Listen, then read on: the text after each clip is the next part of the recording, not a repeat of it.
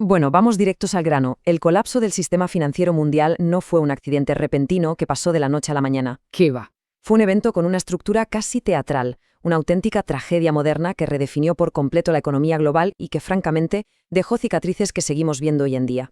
En este análisis vamos a trazar paso a paso la cronología de la crisis de 2008. Vamos a ver las causas, cómo se desarrolló todo este lío y las consecuencias directas, basándonos puramente en el material original. Para desgranar toda esta historia, lo vamos a dividir en 4 actos muy claros: el espejismo económico, el crujido del sistema, el contagio global y, por último, el rescate y sus cicatrices. Vamos allá. Empezamos con el acto 1, el espejismo económico. Nos situamos en esa franja entre el año 2000 y el 2006. A ver, para entender cómo empezó toda esta locura a principios de los 2000, imaginemos por un momento una especie de alquimia financiera, la increíble capacidad de convertir simples deudas en oro puro. El mercado inmobiliario estadounidense parecía una máquina invencible. La gente se mudaba a casas con piscinas espectaculares, mientras en Wall Street, el champán no paraba de fluir. Y la lógica del momento era rarísima, pero todo el mundo la compraba. ¿Que no hay empleo? No pasa nada. ¿Que no hay ni un céntimo ahorrado? Da igual. El sistema le daba una hipoteca a cualquiera porque existía el mantra absoluto de que las casas nunca, jamás bajaban de precio. Y aquí es donde entra la palabra clave de toda esta ilusión: las famosas hipotecas subprime. Básicamente, estamos hablando de créditos de altísimo riesgo, préstamos que se daban sistemáticamente a personas que, seamos sinceros, claramente no tenían el colchón financiero para devolver ese dinero. Fue literalmente plantar la semilla del desastre a plena luz del día. El mecanismo detrás de todo esto era fascinante y, a la vez, bastante aterrador. El paso 1 era que los bancos no se guardaban estas hipotecas basura. En el paso 2, las mezclaban con hipotecas buenas y creaban una especie de paquete financiero súper complejo llamado CDO. Y el paso 3, que es la guinda del pastel, agencias de calificación que debían ser imparciales le ponían a ese paquete el sello de AAA, o sea, máxima seguridad. Como describen los documentos originales, es el equivalente perfecto a vender una lasaña que está podrida, pero bañarla en una salsa dorada brillante para que cuele como un plato de lujo. La complacencia era total. Fijaos en esta cita de un antiguo operador de bolsa que resume de maravilla la psicología que había en aquel momento. Sabíamos que eran tóxicas, pero mientras la música siguiera sonando tenías que levantarte y bailar. Nadie quería ser el primero en sentarse. Todos sabían perfectamente que el producto estaba podrido, pero las ganancias a corto plazo eran demasiado golosas como para ser el aguafiestas y parar la música. Pasamos al acto 2, el crujido del sistema. Desde el año 2007 hasta el fatídico septiembre de 2008, Y como era de esperar, la música paró de golpe. Solo hay que ver lo rápido que se derrumbó este castillo de naipes. En 2007 los tipos de interés empezaron a subir. Claro, los que tenían esas hipotecas de alto riesgo de repente no podían pagar sus cuotas. Resultado, millones de casas salen a la venta en masa. Con tanta oferta el precio de la vivienda se desploma y de la noche a la mañana los bancos se dan cuenta de que esos miles de millones que tenían apuntados en sus balances, basados en casas que ya no valían nada, se habían evaporado.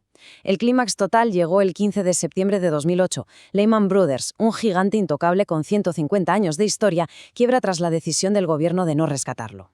Seguro que todos recordamos las imágenes de ese lunes negro. Empleados saliendo de las oficinas de Lehman y Nueva York con sus pertenencias metidas en simples cajas de cartón. Los registros de la época muestran que el pánico no fue un simple susto temporal en la bolsa. Se volvió algo celular, absolutamente sistémico. Fue un infarto fulminante para todo el sistema financiero global. Y así entramos en el acto 3, el contagio global, entre 2008 y 2011. Porque claro, a partir de este punto, dejó de ser un problema solo de Estados Unidos. Los textos explican muy bien cómo Wall Street estornudó y el resto del planeta cogió una neumonía económica brutal.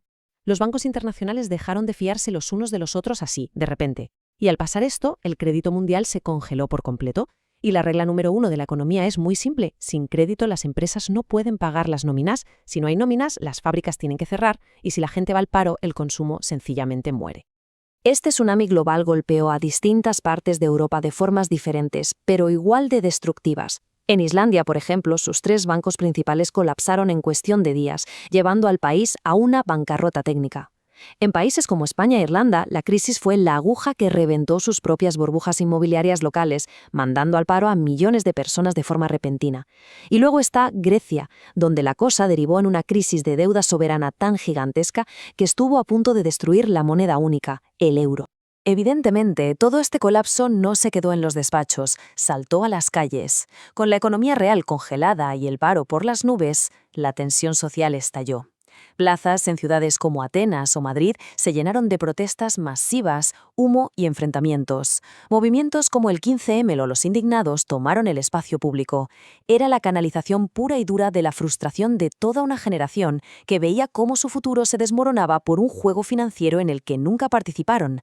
Llegamos al último tramo. Acto 4. Rescate y cicatrices. Desde 2012 hasta el presente. Ese número tan grande, no es un error tipográfico. Son 700.000 millones de dólares. Esa fue la cantidad inicial del famoso Plan TARP, anunciado en Estados Unidos para rescatar al sistema financiero. La justificación oficial en su momento, que ciertos bancos e instituciones eran demasiado grandes para caer, los famosos too big to fail, que si se hundían arrastrarían a toda la civilización con ellos. Así que, en resumen, tuvieron que ser salvados de forma artificial. Y aquí es donde las fuentes señalan una paradoja enorme.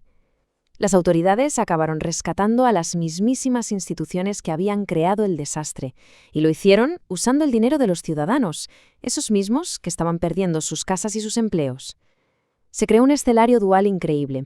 Por un lado, se imprimían billones para estabilizar a los bancos, privatizando las ganancias en las épocas de vacas gordas, y por otro, se aplicaba una severa política de austeridad en las calles, socializando las pérdidas a base de recortes profundos en sanidad, educación y pensiones públicas. Todo esto ilustra de maravilla por qué la crisis no se acabó, ni mucho menos cuando los gráficos de la bolsa volvieron a pintar en verde. ¡Qué va! Las consecuencias a nivel sociológico fueron súper profundas. Nació una desconfianza sistémica hacia las instituciones tradicionales, lo que sirvió de combustible para los movimientos populistas en la década de los 2010.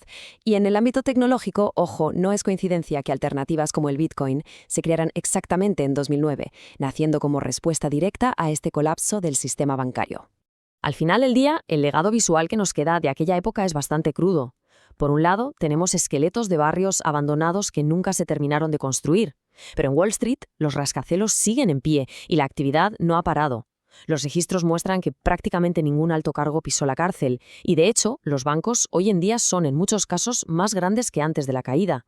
Sí, la tormenta pasó y la economía técnica volvió a crecer, pero el contrato social quedó fuertemente fracturado. Y con esto cerramos este repaso a las fuentes originales de la crisis. Después de analizar ese espejismo de dinero fácil, la implosión del sistema, el contagio global y esos controvertidos rescates, nos queda una reflexión ineludible. Teniendo en cuenta que las cicatrices siguen ahí, tan presentes, la pregunta clave de cara al futuro no es necesariamente si volverá a haber otra crisis económica, sino cuándo se nos olvidarán por completo las duras lecciones que nos dejó esta.